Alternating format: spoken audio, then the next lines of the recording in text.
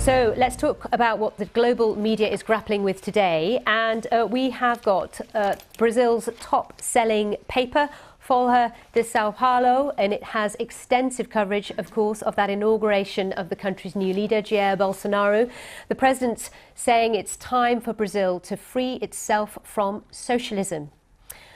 The Financial Times takes a closer look at the recent trade and market turmoil. In the commentary section, Martin Wolf argues that the future might not belong to China, and in fact, India may take the global economic lead.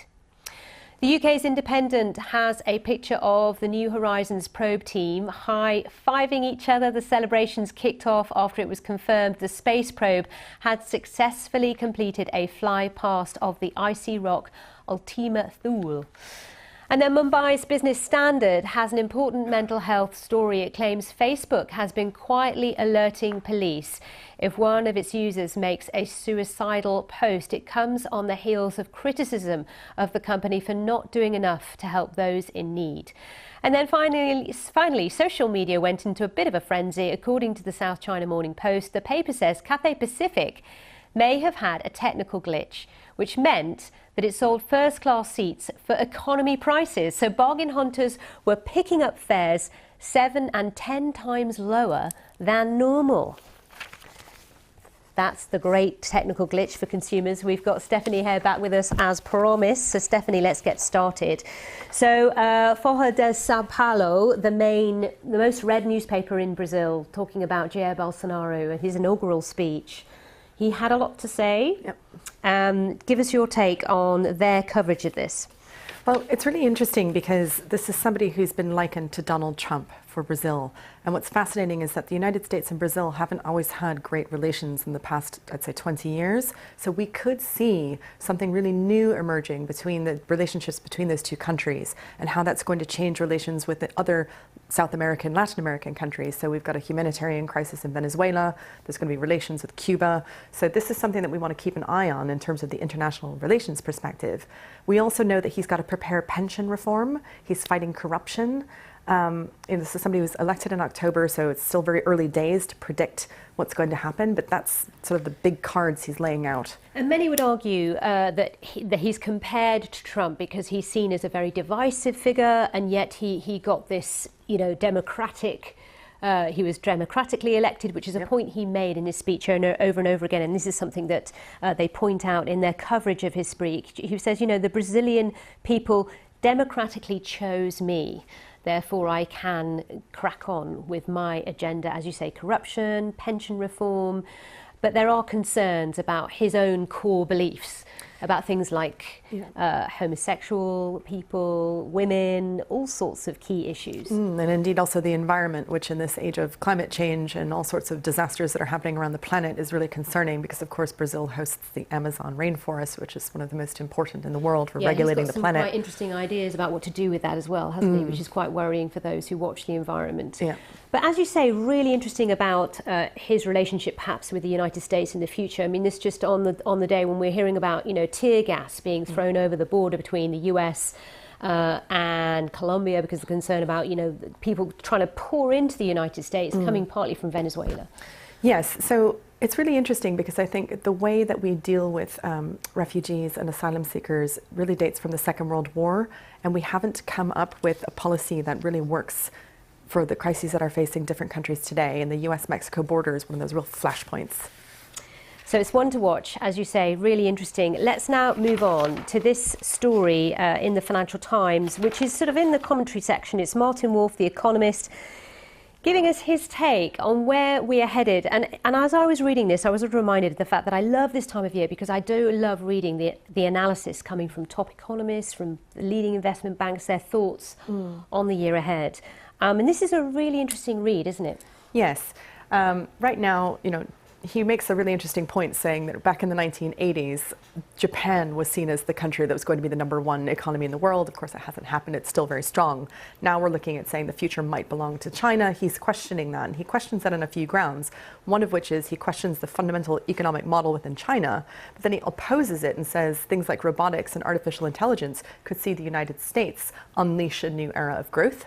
And India, which is of course starting from a lower base than China, has the potential to grow 5 to 7% for the next sort of, what I think he says, 10, 20 years, till 2040. So he compares it. He compares it, but he also talks about the leadership as well. You know, President Xi, we've got a picture of President Xi there. There's a picture of Narendra Modi there, or cartoons, should I say.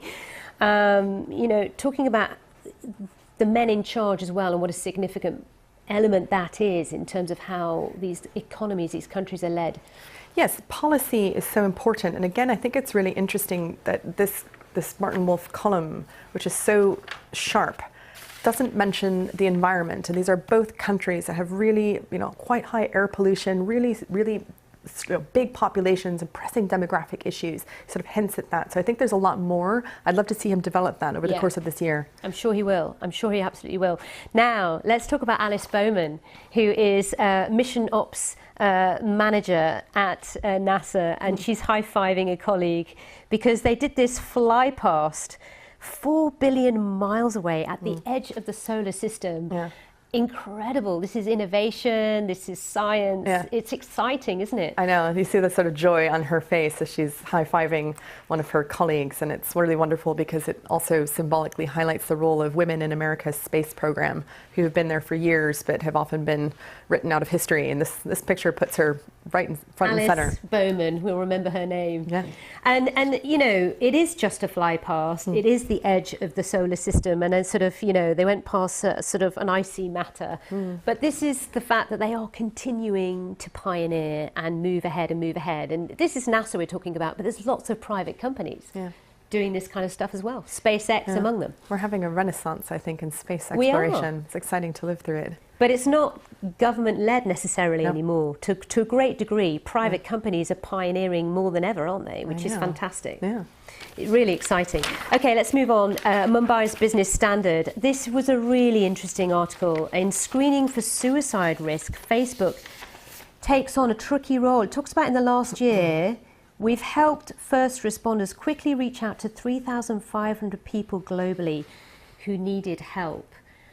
When I sort of read this, I just thought, hang on a second, there were so many articles I remember in 2018 talking about the fact that actually Facebook is the cause of mental health problems. Yeah, I mean, it owns Instagram, which of the social media platforms is the one that is most rated to give you mental health issues, so anxiety, depression, because it just makes you feel terrible about your life. You're always comparing it to everybody else who's, of course, just lying and performing and photoshopping themselves to death. And nobody ever posts what's really going on. So Facebook got Instagram as a problem, and then there's Facebook itself, right? And so we saw people live streaming suicides in 2017. So the company couldn't do nothing.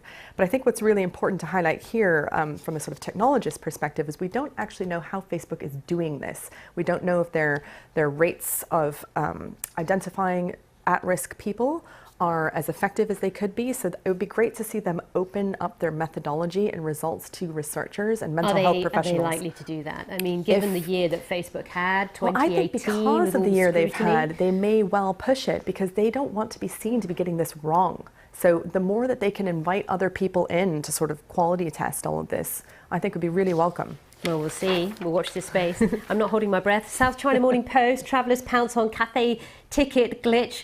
So basically, first-class travel was up for grabs. We missed our holiday. We could have gone. I mean, I missed this one. I would have been right in there. What happened? What went wrong?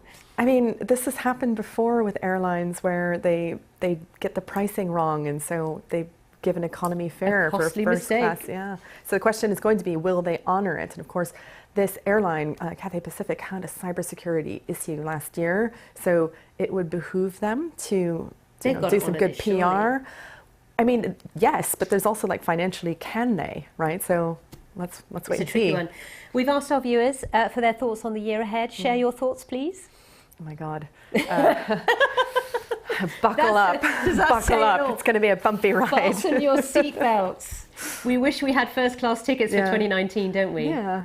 One viewer, Thomas Snedden, who watches us in Alberta, Canada, Thomas recommends, because he says, like you, it's going to be a tricky year, drink more champagne than you would normally. That's his way of coping with it.